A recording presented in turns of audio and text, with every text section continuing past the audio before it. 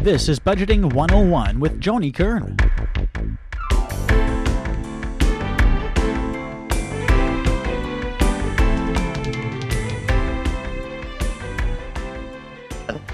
Today we're talking about tips on saving money. Anybody need to save a little bit of money? Like all of us? And I am we just put about $3,000 into 2 of our vehicles. And my husband says to me, who cannot keep $1 in his wallet for anything, he says, how are we going to pay for it? And I said, because I'm the queen of budgets.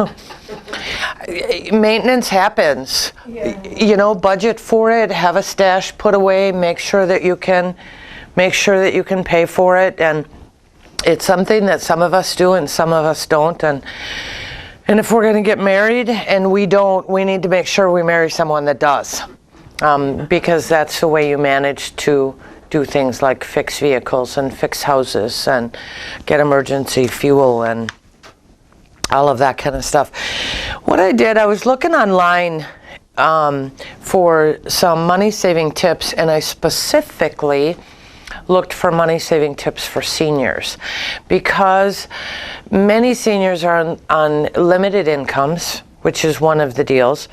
And as we age, like cats and dogs and horses, as we age, our medical expenses go up because we need more attention and our body starts to break down, and you know, we go through all of that kind of stuff. So I looked for some money saving tips, and I'm not too far from being a senior, but looked for some money saving tips for seniors. So I have like 3 things, and I put credits on here. I just kind of copied them over. I'm going to hit up on some of the things, add a couple of things that work in my life. You have the website, so if you want to go on there and read the entire article, you are welcome to. I think that credit should be, and it's easier than me. I mean, I could rewrite the whole thing, but that's, you know, plagiarism. And why when these are good tips. So we have like 3 different things. So we're going to start with the 20 practical ways seniors can cut expenses. And the first one, some of these actually surprised me. The first one it talks about is shopping for new Medicare coverage. It says, just because what you had last year worked for you doesn't mean the same thing is going to work for you this year. Your needs and your desires may have changed. So keeping on top of what is available out there, there are organizations, places that can help you shop, but making sure that you keep on top of what is out there so that you are only paying for what you need is a way that you may be able to cut a few dollars. And that works both ways. If you need better coverage than you currently have, you will probably save money by getting the better coverage. You pay a higher premium, but you've got more of your doctor bills covered. Does that all make sense? Bargain for lower interest rates. Whether it's a car you have financed or credit cards or your home, it talks about refinancing. And we actually have, I don't know if it's next month or the month after, we're going to be talking about reverse mortgages. Reverse mortgages are like lawyers and used car salesmen. They got a bad rap. But if a reverse mortgage is done by a reputable company and it's done correctly, it is a fabulous way for seniors to be able to have enough money either to do some of the things that they've always wanted to do or to be able to live a little bit more comfortable life. So we'll be talking about that in a couple of months. But you can also look at refinancing with interest rates down around 2% right now. They are expecting the Fed to start raising interest rates possibly as soon as this spring, which means that housing interest rates are going to go up. So if you have the ability to be able to do something like that, lowering your interest rate, depending on how much your mortgage is, can make a huge amount of difference in your payment. And huge amount, it's kind of funny because John left for Florida on Halloween. And he came back on the 22nd. He came back on his birthday, not for his birthday. He came back on the 22nd of December. So he was gone for 7.5 weeks. So he is such a grocery shopper. I mean, he goes out and a full pantry is the only way. So if the pantry is like 3/4 full, there's nothing in the house to eat. I went grocery shopping 3 times for bread. That's it. I mean, it was amazing what was already in the house. And I ate a lot of peanut butter sandwiches, which are super inexpensive. And if you're going to eat something that isn't really good homemade food, peanut butter isn't a bad way to go, actually, because it provides your body with fat and it provides your body with protein, both of which we need. But I was absolutely amazed. I told him, I said, I went grocery shopping 3 times for bread, for my peanut butter sandwiches, and that was it. So he comes home, and what does he do? He goes grocery shopping and fills up the pantry, and he wants to go back to Florida, so I'm going to have all kinds of, I won't have to go grocery shopping. And I put myself on a $10 a week budget for groceries, and I was way under that. I was kind of happy. Anything that you can pay annually, especially with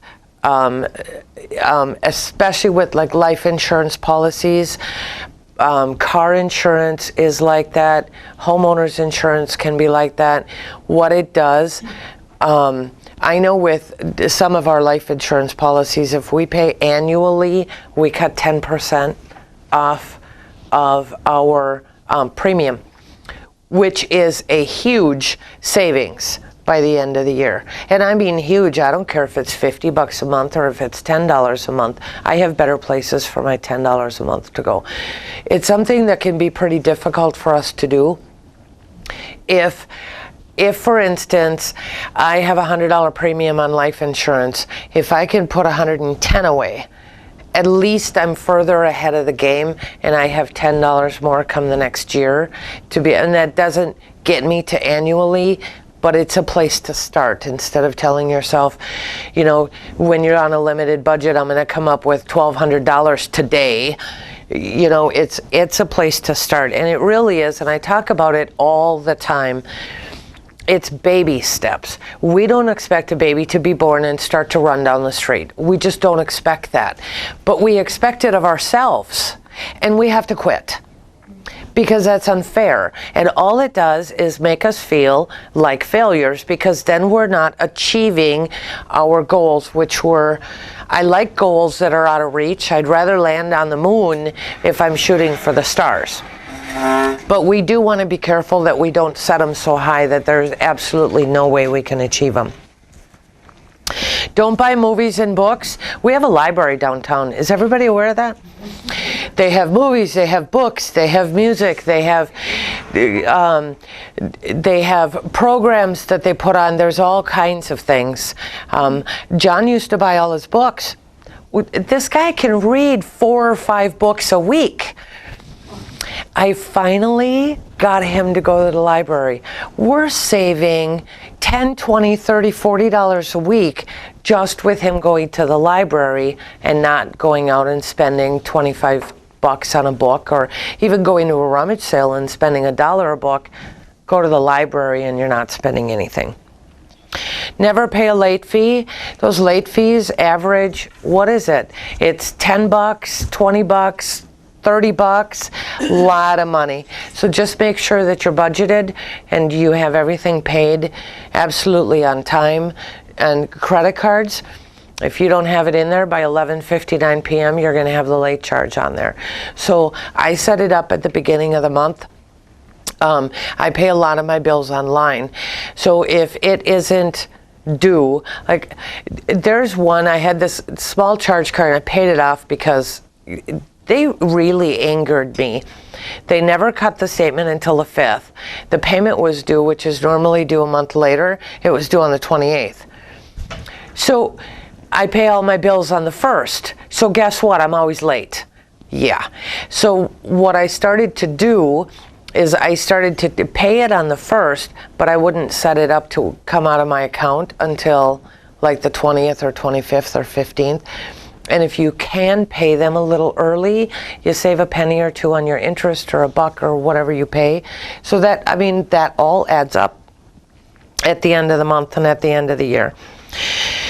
Unplug unused devices. And I'm not very good at this. I'm just not. But if you unplug your coffee pot when it isn't being used, your microwave when it isn't being used, all of that stuff, your toaster, that will save. There are some people, by unplugging all of the devices that they don't use, can save 10% on an electric bill. That's a lot of money, because even though it isn't on, it is still trickling electricity in there. So we all hear about using fluorescent lights. Halogen lights are far more expensive. They save a huge amount of electricity. One of the things we don't hear so much about is unplugging anything that you don't use. So that's a good idea. My grandkids always say it's off, and I'll say, but the light is on. You're probably not coming back for 3 or 4 days. That's okay, it's off. It's just the light on there. Or I want to find my place. They have these games, and they want to find their place on something. Well, I said, if it's off, why are the lights on? And computers go to sleep, but they still will use electricity even if they're sleeping. So, yep. Or get a, you know, if you have a ton of stuff that you use occasionally in your kitchen, get one of those surge strips, because you can turn it off and it automatically cuts the electricity, or turn it off and unplug the surge strip. And then you've got everything, because I like easy. Walking around my kitchen and unplugging all of the appliances would just drive me crazy. So if you get a surge strip, then you can unplug that, you can turn it off and unplug that, and you've done the same thing, and it's taken you 2 seconds instead of, 2 minutes. We do that with our TV and some of our electronics. You just touch the one button and it's all off. Yep. And if I can save 10% on my electric bill, if it's a $50 electric bill, that's $5. If it's my electric bill, that's the other thing I noticed. John leaves the television on all day long. And he leaves the lights on in the garage where he smokes all day long. He goes to Florida, my electric bill dropped by $100 a month. So it went from almost $300 down to $160, $180, something like that. So I said to him, and I had the heat turned a little bit lower. I said, the electric bill was cut almost in half. And he couldn't believe that. Now he's back home, so next month's electric bill is going to be back up. Use programmable thermostats. And I don't have one in my house. It's on my list. Because you literally, with the programmable thermostats today, can set them for Monday through Friday to turn the heat down at 8 o'clock in the morning and back up at 4 o'clock in the afternoon, whatever you want to do. Saturdays and Sundays, you could program them differently. You can literally do times of the day for every day of the week. So it allows you to turn it down at night. It's less expensive for you to put a heated mattress pad or a heated blanket on your bed than it is to have the heat and heating the entire house at night. So you can save a huge amount, not only on your heating bill, but also on your electric bill, because our furnaces use electricity because they have to blow the air. Generic is good. Generic medicines, which they almost always have. If it's a new medicine on the market, it doesn't allow to go generic. It used to be 2 years. But keep an eye on it and keep asking, because if they don't have it this month, they might have it next month. And ask your doctor. Another one of the hints in here that we'll get to, this is just a good spot, is ask your doctor for free samples. I have had doctors, I don't know how many doctors over the years, send me home with a week's worth of medicine. Because, I didn't have any problem. They would say, well, you need to be on medicine. And I would say, and how much is that going to cost me? Is there a different way to do it? And so they would hand me a week's worth of medicine. Well, if I only have to buy 3 weeks then for that month, I'm ahead of the game. And our prescriptions, as we age, can get to be pretty expensive.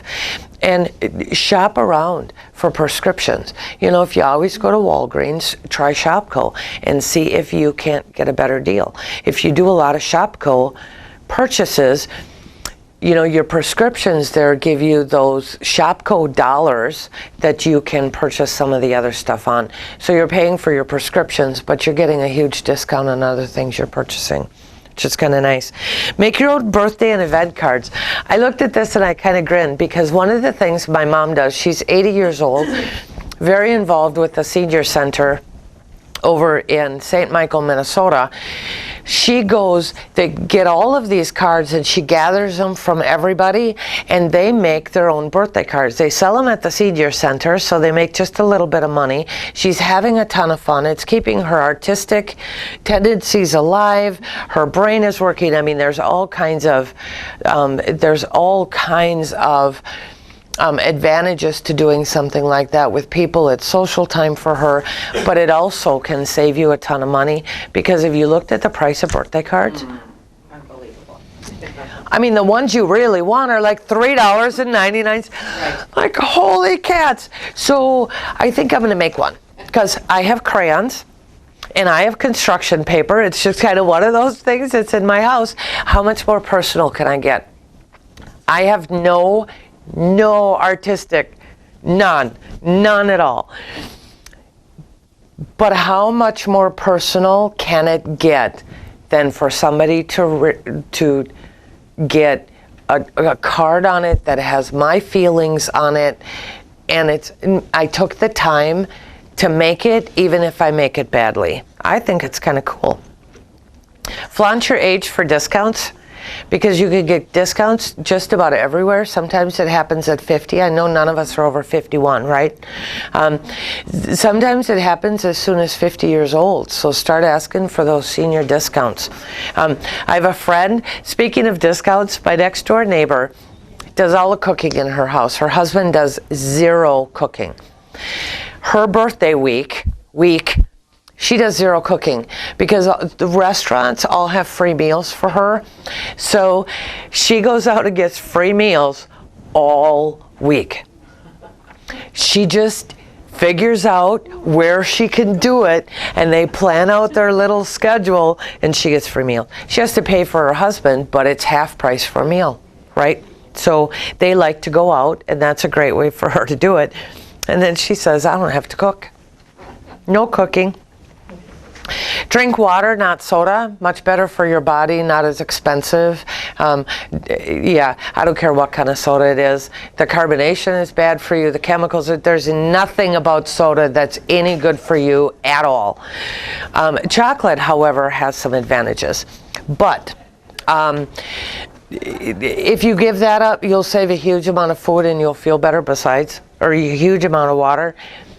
And tap water, by the way, they've done some studies on all of this wonderful artesian, well, pure water. It's just about as dirty as the water you're getting out of your faucet. So drink it out of the faucet. Put it in the fridge, cool it off, do whatever you need to do. Drink faucet water. We have well water. I just absolutely love it. Ice cold out here. It is.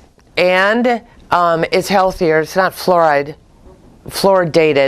which is poison, by the way. And there are artesian wells in the area. So there's a lot of people that go and fill their gallon jugs, their milk jugs, full of water, and then they bring it home and they use that as their drinking water. So if you can't stand the water out of your tap, something like that is a nice alternative to buying bottled water, which even at 25 cents a bottle, that's a lot of money when my well water is free. And then, by the way, I'm not putting plastic into recycling, which is not 100% recyclable. On the news thing, and I don't know, it's a way off, but they said there's so much plastic that's in our waters, you know, in the lakes and everything, that the fish, there'll be more bottles in there than there'll be fish. And I've seen just god-awful pictures of beaches where there's dead birds all over the place and they've rotted and their guts are full of plastic and metal, and it's just horrific. Why we can't convince everybody that the bottled water, don't do it. I don't understand. I can't convince my husband of that. He doesn't like the well water. He has to have bottled water. You know what? So we make sure that we recycle, but plastic isn't 100% recyclable, so some of it still ends up, and they have no idea. I mean, they're guessing that plastic will last 200 years in a landfill. 200 years! But it's only a guess, because plastic hasn't been around for 200 years for them to figure that out. The diapers, how many years ago that they had, were they doing it differently now, where they say they'll never disintegrate, never. Nope. Nope.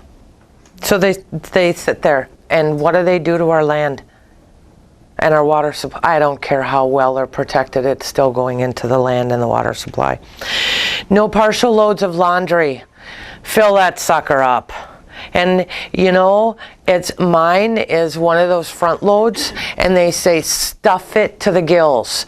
It'll work just as well. I've tried it. It does. It works just as well. Save a huge... John was gone to Florida. I was down to 1 load of laundry a week. Saved a huge amount on my electric bill, used less water. I was very happy. Barter, if you need something, but you have something, find somebody who has what you need, you have what they need, and trade it out instead of buying it.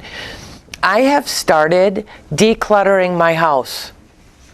Oh goodness, it'll take me years. There's no end, no matter when we started. It's like there's no end. Nope. So I kind of have gotten away from purchasing anything that I can't use. And I have started decluttering, and there are all kinds of, there's Wapaka area buy, sell, trade, that all kinds of, people put, they use ISO in search of, and they're looking for everything on there. So you can sell some of your stuff. If you get online, you can sell some of your stuff, have a rummage sale. Especially if you have your rummage sale in June. I'm going to have another one in June. Rummage sale in June, anything that you don't sell that everything that you don't sell except for clothing can be donated to the Humane Society rummage sale if you want to donate it, and because they have theirs the second weekend of July.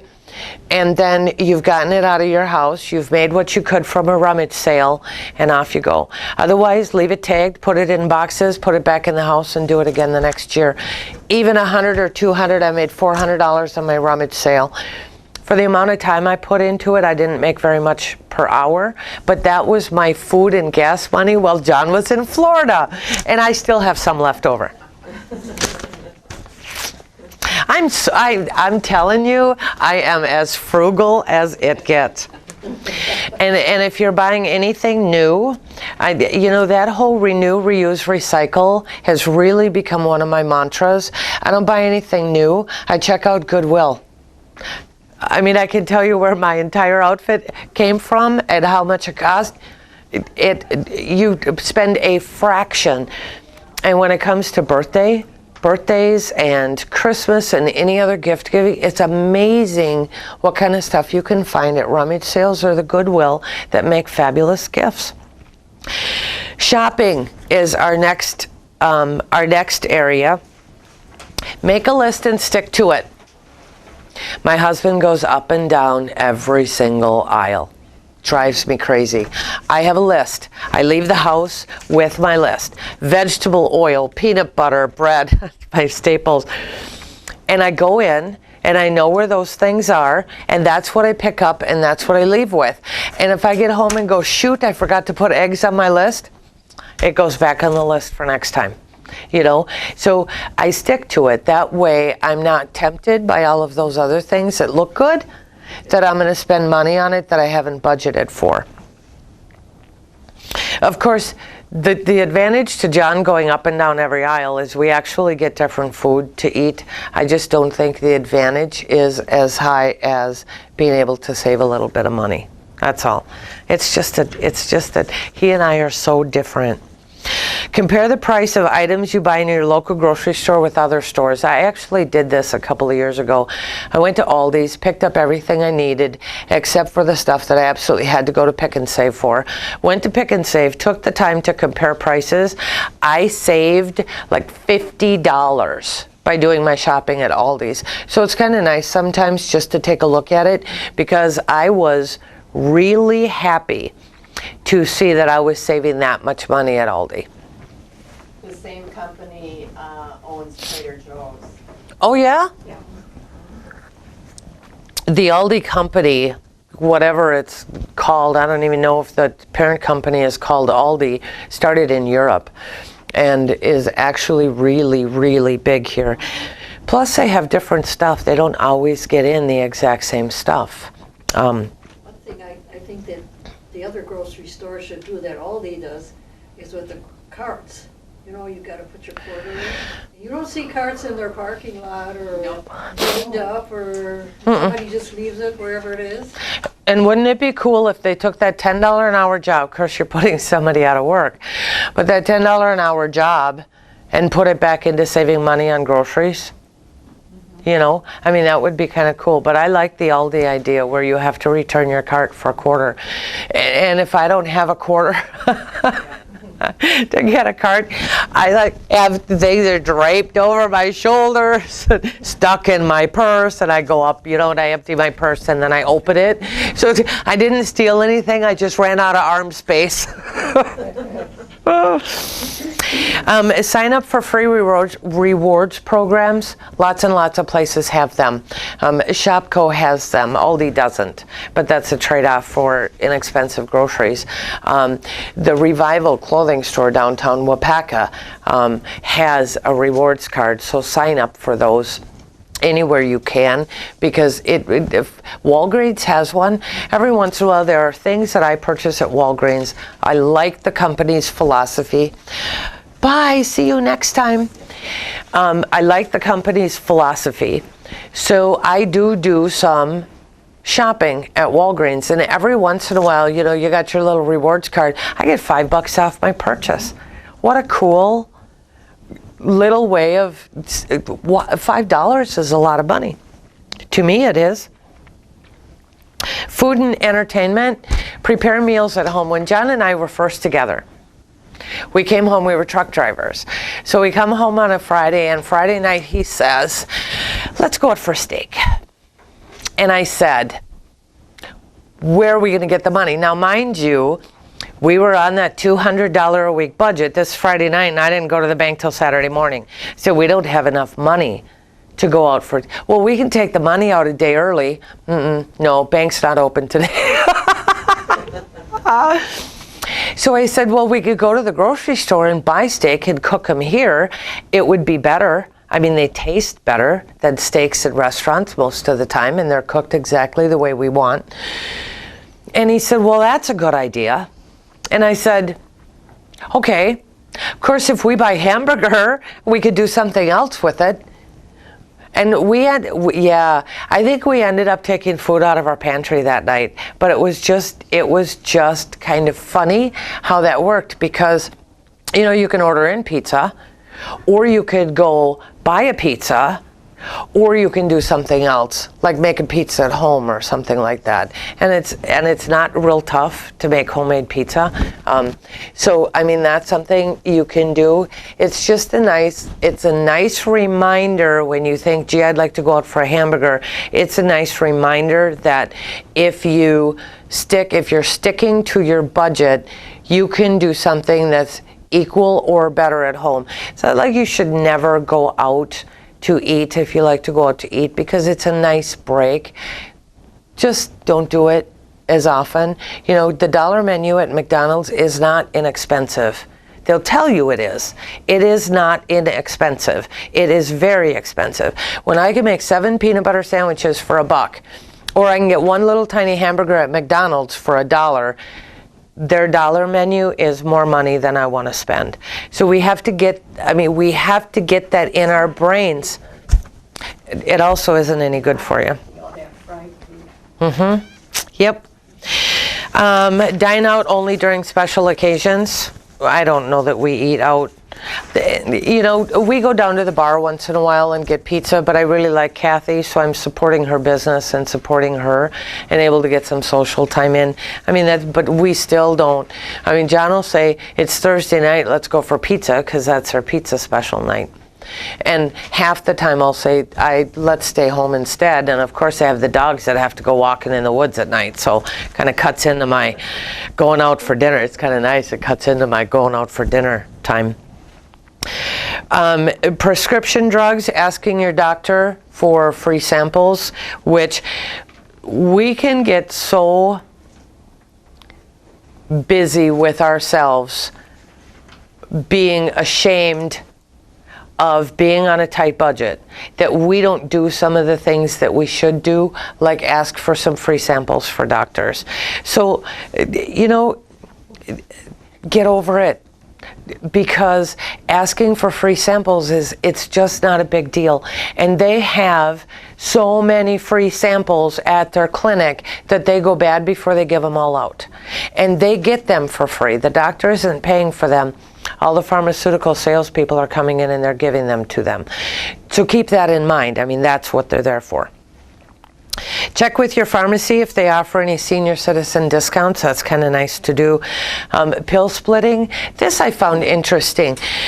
Sometimes you can get double dosages for less money than single dosages. And if you split them in half, then you're spending half as much money on your prescription drugs. So that's something you can ask a pharmacist about. They can make a phone call to your doctor, or you can ask your doctor about. If it saves you half the money on a prescription, that's a pretty good way to go. Insurance, bundling your insurance both with your renter's or your homeowner's insurance with your car insurance can save you. Homeowner's insurance comes down 20% if you have your car insurance there. Car insurance will come down 5 or 10% if you put your homeowner's insurance in there. It's a total savings of like 25 or 30% on your insurance. So that's something you want to take a look at. Medicare recipients can save money by getting a Medigap policy.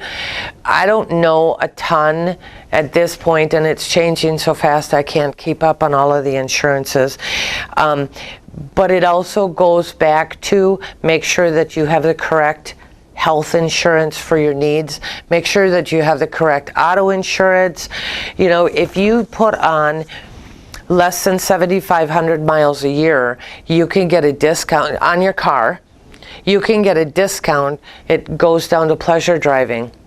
So that's something that you want to check into. So giving your insurance people a call and saying, are there any discounts I'm not taking advantage of, is always a good idea. And American Family will call policyholders and say, you're not taking advantage of some of the discounts you can get. But I don't know that there are a lot of insurance companies out there that will do that, but that's something that you certainly want to check into. Banks and credit cards. Call your bank, ask them for the best program that suits your banking needs. They might have a free checking account that you can use is going to save you some time and some money.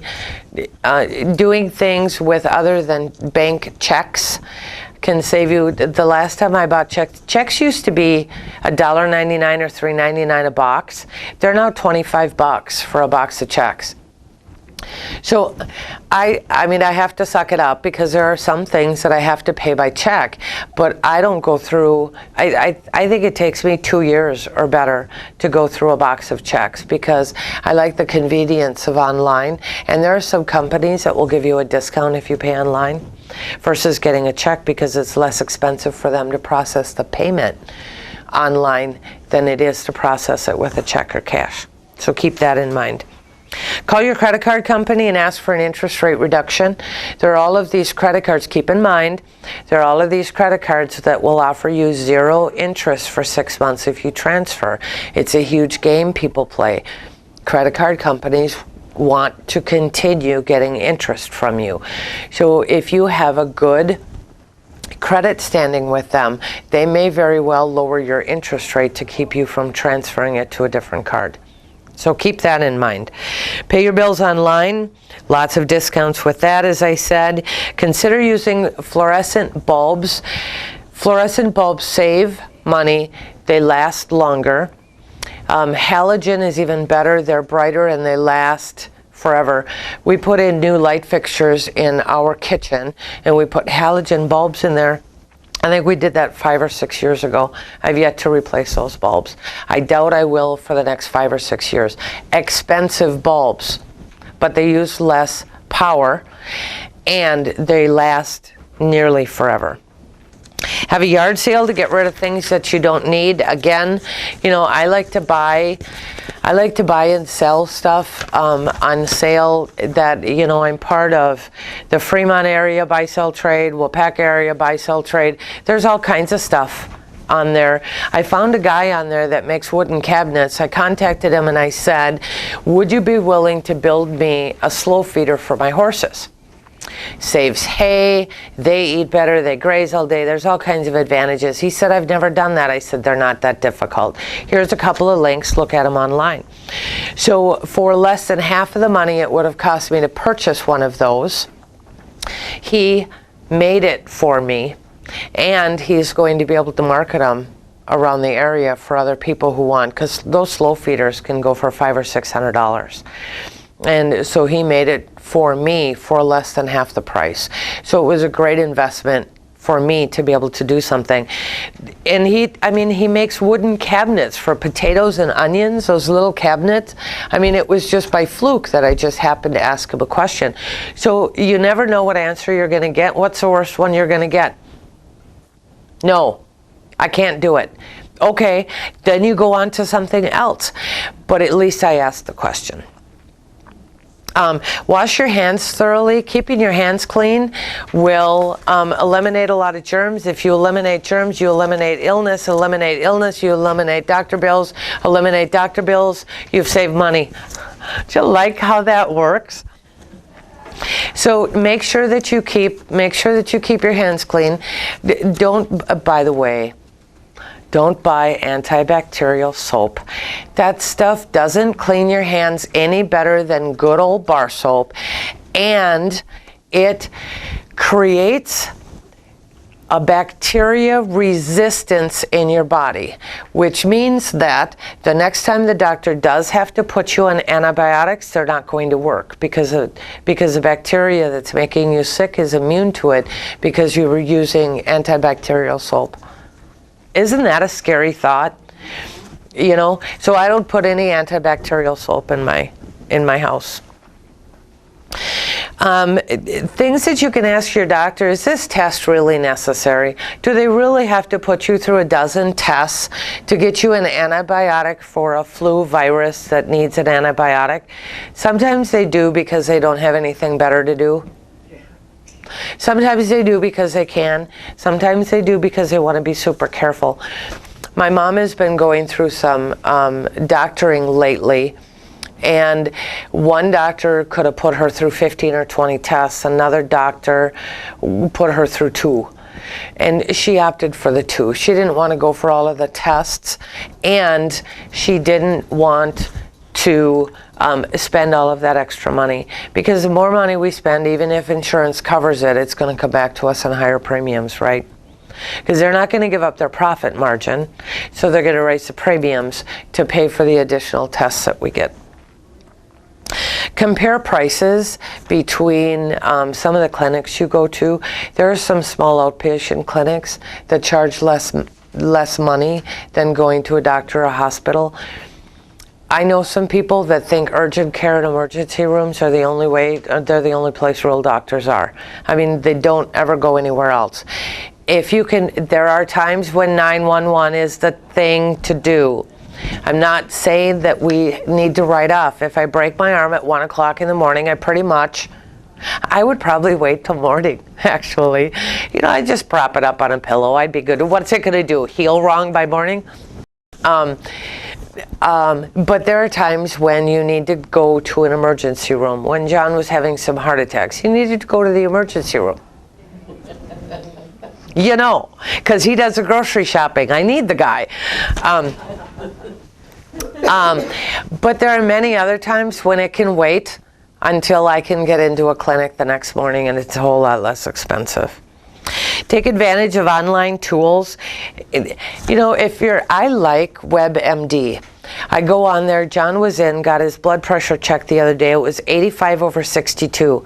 It's 30 points lower than his normal. So I went online and I started doing a little research. WebMD is a great place to go.